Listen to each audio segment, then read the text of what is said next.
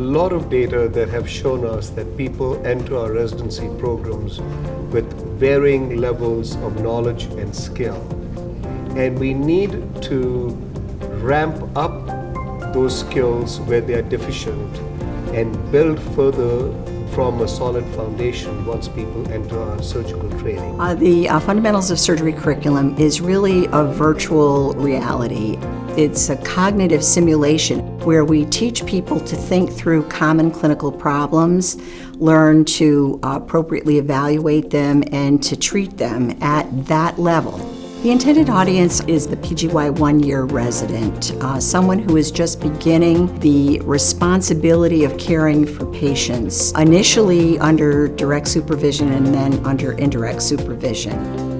They learn the diagnostic process where it's of no risk. They make a mistake, it just shows up on the screen. They don't harm anyone, and they can actually experiment.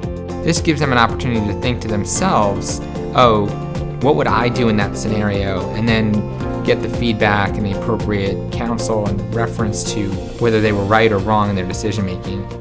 For program directors, I think it allows them to deal with some of the assumptions that we all make. Our residents come from different medical schools, different backgrounds, have different experiences, and many times we assume they know more than they do. We go through so many different ideas as far as training is concerned and so much information, but this course is a good way to filter that information. It gives you an option of a way to behave as a surgeon, not only in a respectable manner, but also technically.